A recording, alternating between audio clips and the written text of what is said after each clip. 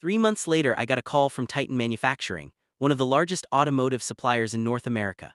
They wanted to meet about a potential partnership. I flew to Detroit with Martin. Titan's VP of Operations, a woman named Gloria Hendricks, made an offer. Titan wanted exclusive rights to distribute my device across their North American network. The proposed contract was worth $3.2 million over 3 years, with royalties beyond that. I could barely breathe. Martin negotiated terms. Within 2 weeks, the deal was signed. My company was now partnered with an industry giant. My annual income would exceed $800,000. At 52, after a lifetime of being dismissed, I was becoming wealthy, but more importantly, I was vindicated. My father's forgotten dream was now a national success. That weekend, news of the Titan deal appeared in the business section of the regional newspaper. My mother's neighbors saw it. Her bridge club asked about it. She called me, her voice strained. "Is this true, this article about you?" I replied simply, "Yes, Mom, it is true." My mother demanded a family meeting at her house. Rachel, Victoria, Pierce, and I gathered in her living room. My mother was flustered, holding the newspaper. "Why did you not tell me you were starting a business, Thomas?" I sat calmly. "Because you never believed I could do anything significant, Mom. I did not want your doubt." Victoria jumped in, defensive. "This is just one contract, Tom. Do not get ahead of yourself." Pierce, surprisingly, contradicted her. "Actually, Victoria, this is a major deal. Tom's device is being called revolutionary." Victoria glared at Pierce. My mother looked between them, confused. For the first time, she was seeing me differently, but she was not ready to admit she was wrong. Instead, she pivoted. "Well, I always knew you had potential, Thomas. You just needed to apply yourself." My jaw tight. Rachel squeezed my hand. I stood up. "No, Mom, you told me I would never be like Victoria. You said I lacked ambition. You were wrong, and I do not need you to rewrite history now." I walked out. My mother sat in stunned silence. Victoria was furious. The power dynamic had shifted. I decided it was time to address the elephant in the room, the stolen royalties. I asked Martin to prepare a formal accounting. Martin presented me with evidence. My mother diverted $427,000 in royalties over 25 years. She used the money for renovations, vacations, and gifts to Victoria. My father's invention funded Victoria's law school tuition and down payment on her first house. I never got a cent. Martin said we could sue for restitution, but it would be a public family war. I considered it carefully. I did not want money from my mother, but I wanted the truth exposed. I decided to present the findings privately to my mother and give her a choice. Acknowledge the theft and make amends, or I would go public. Rachel worried this would destroy what was left of the family. "The family was destroyed the day she chose one child over the other," I replied. "I am just making it visible."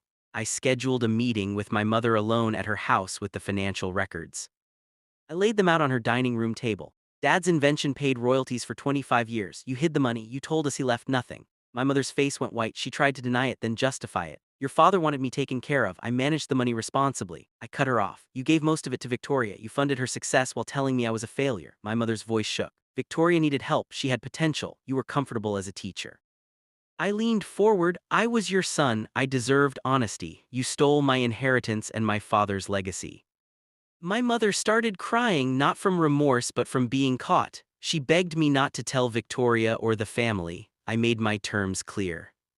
"You will publicly acknowledge what you did. You will apologize, and you will donate an equal amount to a scholarship fund I am creating in Dad's name, or I take this to a lawyer." My mother was trapped. She agreed, but I could see she resented me for it. There was no reconciliation here, only forced accountability. I sent Victoria the same financial records with a note. "Mom funded your success with money stolen from Dad's invention. I thought you should know." Victoria called me immediately, hysterical. "You are lying. Mom would not do that." I stayed calm. "Check with Mom or do not, but now you know the truth." Victoria confronted my mother, who admitted everything. Victoria was devastated, not because it was wrong, but because her accomplishments felt tainted. She called me furious.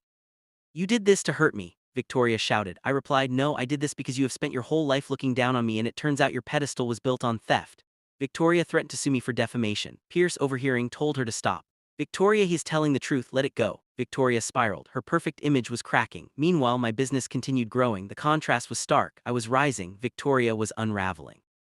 I publicly announced the Gerald Calloway Memorial Scholarship for children of working-class families pursuing careers in engineering and education. I seeded it with $100,000 of my own money. My mother, under pressure from my ultimatum, matched it with $100,000, the amount she stole. The announcement made local news. I was interviewed and talked about my father's forgotten genius and my mother's complicated role in the family. I was diplomatic but honest. The community responded with overwhelming support. I received letters from people who knew my father, sharing stories of his kindness and brilliance. Former students reached out, thanking me for inspiring them. The scholarship became a movement. My mother's reputation in her social circles took a hit. Her friends knew the truth now. She was not the devoted widow, she was the woman who hid money from her own son. Victoria stopped attending family gatherings. I did not gloat, I just kept building quietly and powerfully. My company caught the attention of Tech Manufacturing Alliance, a national consortium. They invited me to speak at their annual conference in Chicago. I was terrified of public speaking. But Rachel and Diane encouraged me. You have a story people need to hear.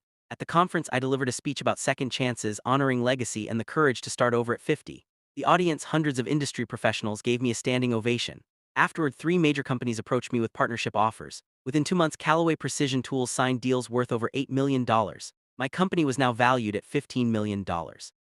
At 53, I was a multimillionaire. But the money was not what mattered most to me, it was the respect. The validation, the proof that I was never the failure my mother said I was just waiting for my moment, and now it was here, loud, undeniable, impossible to ignore.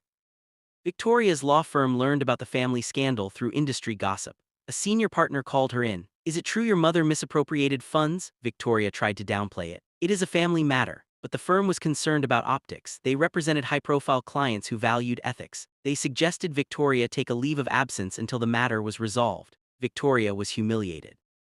Her career, built on prestige and perfection, was threatened by association with my mother's theft. She blamed me entirely. Meanwhile, I was featured in Entrepreneur magazine as the teacher who became a manufacturing innovator. The article went viral. My success was now national news. Victoria could not escape it. My mother called me, her voice frail. Please, Thomas, can we talk? I agreed to meet her at a cafe. My mother looked older, smaller. She apologized, genuinely this time. I was wrong. I favored Victoria because she reminded me of who I wanted to be: successful, important. You reminded me of your father, kind and creative, but not ambitious in ways I understood. I am sorry. I listened. I felt a flicker of sympathy, but no absolution. Mom, you did not just favor Victoria. You erased me, you stole from me. And when I finally succeeded, you could not even be happy for me. My mother cried, I do not know how to fix this. I replied quietly, you cannot, but you can stop pretending I was the problem.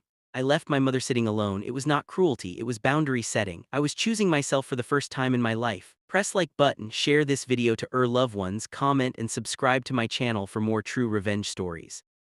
A documentary filmmaker named Kyle Monroe reached out to me. Kyle wanted to make a short film about second-act entrepreneurs who overcame family trauma. I was hesitant but agreed. The documentary, titled Never Too Late, featured my story alongside 3 others. It was released on streaming platforms and went viral, 5 million views in the first month. My story resonated globally. I got messages from people in their 40s, 50s, and 60s saying I inspired them to finally chase their dream. Universities invited me to speak. I created a foundation to help fund late-career entrepreneurs. My father's legacy, once buried, was now celebrated nationally. My mother watched the documentary alone in her house. She saw the man her son became, not despite her but without her. She realized she lost me forever. Subscribe to my channel and share to friends, and keep waiting for many series revenge stories. It has been 3 years since the birthday party humiliation. I am now 55. My company is worth $30 million. I published a memoir titled You Will Never Be Like Them, and That Is Your Strength. It became a bestseller. Rachel and I are happier than ever. Our kids are thriving. I host a family dinner, but only with people who respect me. My Uncle Ray, my cousins, friends who became family. My mother is not invited. Neither is Victoria, though she sent flowers. During the dinner, I raise a glass. To my father, who taught me that true success is building something meaningful, and to everyone here who believed in me when I did not believe in myself. Later, standing in my home office, I look at a photo of my father. We did it, Dad. Your dream did not die. Story you have just heard is a beautiful tale of redemption I heard long ago. I am telling you to wake your minds to kindness, fairness, and how we should honor the dreams of those who came before us. I also want you to think about how we treat the people we love. Do we lift them up, or do we tear them down with our words? If you were Tom, would you have forgiven your mother? Would you have let go of the anger, or would you have used your success to prove her wrong? I want to know your opinion, because every story is like a candle that can light the path for someone else. God bless you, and may courage guide your hands. Meanwhile, on the final screen, I am leaving you with one of the channel's most beloved stories. I am sure it will surprise you. Thank you for staying with me until this moment. Thank for watching my video.